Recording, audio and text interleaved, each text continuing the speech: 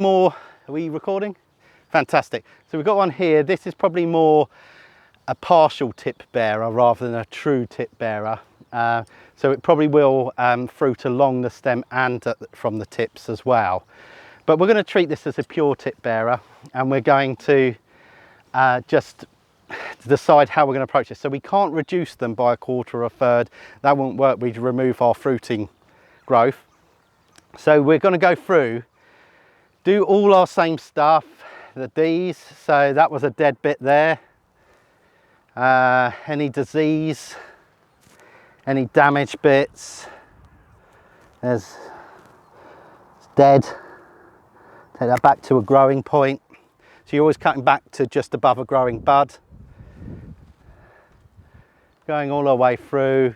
Let's say we've done all that, we've done any significant crossing branches, and now we're going to say what we're going to do with, say, a cluster like this. Now, there's quite a few fruit buds there, so we definitely don't want to spoil that. So what we would probably do is just say, well, we've got a nice cluster, there's two nice clusters there. We could probably just reduce that one down a few buds. So we're coming in. I've reduced that by about half. Normally it'd be about a quarter to a third, but just to give it balance, I've knocked that back to half. This one here, it's good growth. Although it's sort of growing into the tree a bit, I feel like we can probably leave that for another year. So maybe next year we'll cut that lower down and encourage the growth out this way. We've got 3 branches here. Let's say we take that out. We've got one growing inwards here, which is probably just going to cause us nothing but problems. So that would be our 1 in 3 that we could take out. So we're always trying to take 1 in 3 or 1 in 4 out. If it's a slow growing variety, we'll take 1 in 4 cluster of 4 branches out, down to quite a substantial branch. If it's fast growing, we'll take 1 in 3. This is kind of more a 1 in 4, to be honest with you. It's quite slow growing. I've got that branch, and as well, you can treat them, they don't necessarily have to be on the same branch. You're mainly looking for clustered areas. So we've got that one there, that one there, that one there, that one there.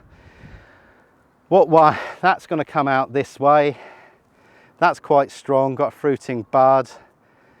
That's a little bit distorted, and then that one's growing inward. So I'm probably going to take this inward one, cut it, leave a couple of buds there. So this year I'm going to have my fruiting off this one. Then this is going to grow a bit more growth out this way, hopefully, because I've cut it with a bud facing out that way. And then next year I'll take that one back. So this will take over. So sometimes you're having to think 2 or 3 years in advance. Now, what's the chances the person that comes and prunes this next year actually has the same idea? That's the thing, but at least we can try. So then we'll go, let's say, over to, let's do this cluster up here.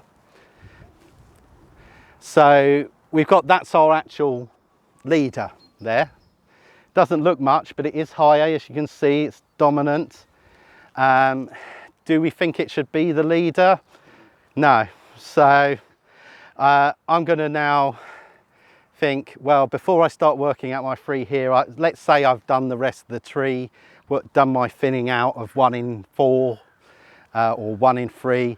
I'm going to just clean this up a bit. Crossing branches, dead bits, and then it's a dead bit there. I'm going to say, well, actually, if I let this keep being a thing, there's going to be quite a significant amount of strain on that when it's under fruit, and it's not really going to act like a leader. And that might be one of the reasons why this one's growing a bit odd. Might just be the variety. You can see where the leader was before, and it snapped off. So what I'm going to do is encourage that to be the leader. Okay, it's a nice straight, good branch union from the main stem. So I need to knock this one back fairly far, but that's okay. Now I've got 2 options. I can go to a couple of buds above. There we go. So you see there, that was the collar for the current year's growth. So I've got a couple of buds above that, and that might be okay. I could go back further into old wood and cut to there, but I'm not going to. I'm going to see how that one does. Yeah, Sue's breathed a breath really, because these are harder to stick back on than they are to take off.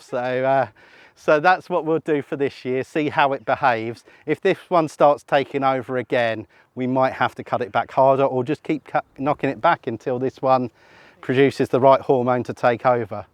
And then... What's going on down here, by the way? Looks as though there's a load of bark or something off that. Oh, so there's a, yeah, so what we've got here is someone's pointed out that there's bark strips. There was probably a branch there and it's peeled back. So that's what the damage that can happen. I'll just check that is what I think it is. Yeah, so that will be where a branch has torn off, and that's what can easily happen if you don't take the weight off a branch first before then you take that cleaner cut. It can also be the crows. The crows. Heavy for it. Yeah, the crows. So the crows come on something on a branch, they snap it. So for that one, it seems to have compartmentalized it okay. So we're going to kind of leave that. But if we notice this branch deteriorating or it doesn't foliate very well during this year, during the summer we can come along and go, yeah, that's not doing well. We can just prune that back to the main base and get rid of that whole damaged area. So, yeah. What are the splits on the top of the larger branch in that same area? Where you were? No, down there. Oh, there, so yes. And vertically. So you won't be able to see this on the camera, but there are some splits here where the branching is, and sometimes you will see this on trunks, quite common. And what, you know, now can be a few things. Can be just general damage where a branch has been there before and it's rubbed it and it's created like a wound. So it could well be that with that one. The other thing is if it's a very definite split, and I would say that wouldn't be the case for this one, but if it was on the other side, I would say that that is probably frost damage, because what can happen is on the trunks and on the branches, if they get frosted and then receive the morning sun from that direction, they can actually split and damage the bark, because it almost like it falls out too quickly. So that can be where you will get sort of wounds like that. That one I think was probably a branch that was rubbing. Could be your friends the crows as well. Could have been some nice lichen and that was some bugs in and they were pecking away at it. Could have been sitting on it. So all sorts can happen with these. But that is also one of the big reasons why we're trying to identify crossing areas. Now, you might think this is a crossing branch, right? Because it looks right, but then we've got to actually allow for fruit on the branch below. So it's not actually a crossing branch. So like that, it's a crossing branch, but actually when that one's got fruit on, it's not. And we have to take that into account when we're reducing the length of some of these. If this wasn't a tip bearer and we were reducing the length or lots of branches off of it, it might make it too rigid and then it might be a crossing branch. So lots of subtlety in these. Don't worry, if you mess it up this year, you can get it right next year. But what I would say to that is if you think you'll do something a bit bold, speak to me first, because I don't want Sue and David chasing me off here, okay? Yeah, so now I would just go round. I've done my leader. The way I'd finish this one off is just doing 1 in 4 branches. And I wouldn't be, whatever I'm doing, I'm not reducing the length, I'm just taking one out. That's tip bearers. So tip bearers, and the other one was normal bearing or partial bearers, and you just reduce the length. I'm gonna let you loose now. So